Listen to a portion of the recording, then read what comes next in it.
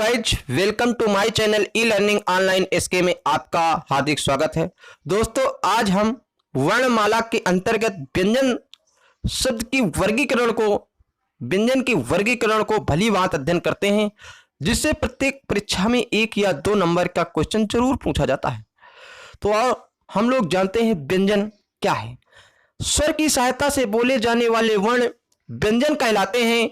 प्रत्येक व्यंजन के उच्चारण में आ स्वर मिला होता है। आ के बिना व्यंजन का उच्चारण संभव नहीं है। परंपरागत रूप से व्यंजनों की संख्या 33 मानी जाती है। द्विगुण व्यंजन डा और ढा को जोड़ देने पर इनकी संख्या 35 हो जाती है। व्यंजनों का वर्गीकरण नंबर 1, स्पर्श व्यंजन। जिन व्यंजनों का उच्चारण करते समय हवा फेफड़ों से निकलते हुए मुंह के किसी स्थान विशेष कंठ, ताल, मूर्धन, दांत या ओठ का स्पर्श करते हुए निकले उच्चारण स्थान के आधार पर स्पर्श व्यंजन के वर्ग हैं। का वर्ग कंठ, चा वर्ग तालव्य, टा वर्ग मूर्धन्य, ता वर्ग दंत तथा पा वर्ग ओष्ठ। स्पष्ट है कि स्पर्श में पीछे से आगे की ओर जाने का क्रम है। पहले कंठ, तालव्य, मूर्धन्य, दंत, ओष्ठ, अर्थात कंठ पहले है तो ओठ सबसे बाद में। तो उच्चारण वर्ग में अघोष है। अघोष अल्पप्राण, महाप्राण, सघोष अल्पप्राण, महाप्राण, सघोष अल्पप्राण, नासिक। देखिए कंठ में क्या क्या आते हैं, देखते हैं। कंठ स्थान क्या है? का क्या है? अल्पप्राण है। खा क्या है? महाप्राण है। गा क्या है? अल्पप्राण। घा क्या है? महाप्राण। और अंगा क्या है? अल्पप्राण, नासिक। परंतु क्या है? कावर्ग क्या है? कंठ में आता है। तालव्य तालु में जो आता है मुंह के भीतर की ऊपरी छत का पिछला भाग, इसमें चा, छा, जा और झा यहाँ आते हैं। मूर्धन्य व्यंजन के अंतर्गत टा, ठा, डा, ढा, अड़ा मुंह के ऊपरी भाग की छत में जो लड़ते हैं। फिर दंत में क्या आता है? तावर्ग ता, था, दा, धा, ना। और ओष्ठ में पा, फा, बा, भा, मा आता है। इसी प्रकार कुछ विद्वान चा वर्ग को स्पर्श संघर्षी भी मानते हैं। उपन के आधार पर घोष का अर्थ है स्वर तंत्रियों में ध्वनि का कंपन। स्वर तंत्रियों में ध्वनि का कंपन। अघोष का अर्थ है जिन ध्वनियों के उच्चारण में स्वर तंत्रियों में कंपन न हो। हर वर्ग का पहला और दूसरा व्यंजन। हर वर्ग का पहला और दूसरा व्यंजन अघोष व्यंजन है। अर्थात जैसे का, खा, चा, छा, टा, ठा, ये क्या है? अघोष है। सघोष या घोष जिन ध्वनियों के उच्चारण में स्वर तंत्रियों में कंपन हो। हर वर्ग का तीसरा, चौथा और पांचवा व्यंजन। जैसे गा, घा, अंगा, जा, झा, इया, डा, ढा, अड़ा, ये क्या है? सघोष, जिन्हें हम घोष व्यंजन भी कहते हैं। प्राणत्व के आधार पर यहां प्राण का अर्थ हवा से है।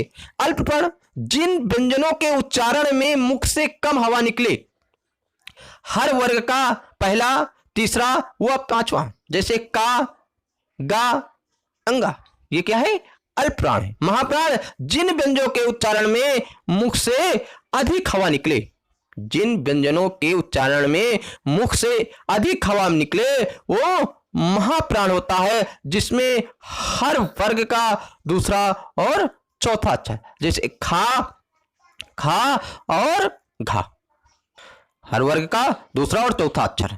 अंतस्थ व्यंजन जिन वर्णों का उच्चारण पारंपरिक वर्णमाला के बीच अर्थात स्वरों व व्यंजनों के बीच स्थित हो, उन्हें अंतस्थ व्यंजन कहते हैं। जैसे या, रा, ला, व।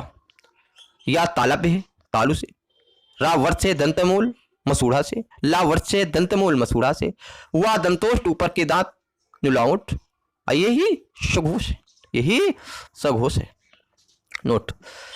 या व अर्धस्वर ध्वनि जो कभी स्वर को कभी व्यंजन करते। रा लुंठित व्यंजन जिसके उच्चारण में जीभ ताल से लुढ़क कर स्पर्श करे उसे हम लुंठित व्यंजन कहते हैं। ला पार्श्विक व्यंजन जिसके उच्चारण में हवा जीभ की पार्श्व बगल से निकल जाए उसे हम पार्श्विक व्यंजन कहते हैं। ऊष्म संघर्षी जिन व्यंजनों का उच्चारण करते समय वायु मुख से किसी स्थान विशेष पर घर्षण रगड़ खाकर निकले और उसमें गर्मी प्रदान करे उसे हम ऊष्म संघर्षी व्यंजन कहते हैं। उच्चारण के स्थान सा क्या है? तालव्य तालु से। खा क्या है? मूर्धन्य मूर्धा से। सा क्या है? वर्ष से दंतमूल मसूड़ा से। हा क्या? संघर्ष संयंत्र कंटे के भीतर। ये अघोष महाप्राण है। सघोष महाप्राण उच्छिष्ट ढा ढा जिनके उच्चारण में जीभ पहले ऊपर उठकर मूर्धा का स्पर्श करे और फिर झटके के साथ नीचे को आए। ढा ढा हिंदी के विकसित व्यंजन है, ये संस्कृत में नहीं थे। ढा मूर्धन्य सघोष और अल्पप्राण है। ढा मूर्धन्य सघोष और महाप्राण है। आगत गृहित ध्वनियां, आगत गृहित ध्वनियां को स्पर्श कंठ जिह्वामूल अघोष अल्पप्राण है। खा उस पर संघर्षी कंठ जिह्वामूल अघोष महाप्राण है। गौ छो फ अयोग वाहन अनुस्वर विसर्ग अनुस्वर की शीर्ष बिंदु वाला वर्ण एवं विसर्ग को पार्श्व बिंदु वाला वर्ण भी कहते हैं। परस्परानुसार अनुस्वर और विसर्ग को स्वरों के साथ रखा जाता है, किंतु ये स्वर ध्वनियां नहीं है क्योंकि इनका उच्चारण व्यंजनों के उच्चारण की तरह स्वर की सहायता से होता है। ये व्यंजन भी नहीं है क्योंकि इनकी गणना स्वरों के साथ होती और उन्हीं की तरह लिखने में इनके लिए मात्राएं क्रमशः इस प्रकार से बताई गई का प्रयोग किया जाता है। दूसरे शब्दों में अनुस्वार और विसर्ग लेखन की दृष्टि से स्वर एवं उच्चारण की दृष्टि से व्यंजन होते हैं, क्योंकि इन दोनों का जातीय योग ना तो स्वर के साथ और ना ही व्यंजन के साथ होता है। इन्हें अयोग कहा जाता है, फिर भी ये अर्थ वहन करते हैं, इसलिए अयोग वाह कहलाते हैं। क्या कहलाते हैं? अयोग वाह कहलाते हैं। शब्दकोश देखने का सही तरीका। शब्दकोशों में वर्णों अक्षरों के आने का क्रम। शब्दकोश में पहले स्वर बाद में व्यंजन का क्रम आता है। शब्दकोश में अनुस्वार और विसर्ग का स्वतंत्र वर्ण के रूप में प्रयोग नहीं होता, लेकिन संयुक्त वर्णों के रूप में इन्हें आ ओ आओ से पहले स्थान मिलता है। जैसे कंग कहा का की कु के कै को कौ। शब्दकोश में वर्ण पूर्ण वर्ग के बाद संयुक्ताक्षर का क्रम आता है, जैसे कंग कहा को कै बाद क्या क्रय क्ला क्लो छा।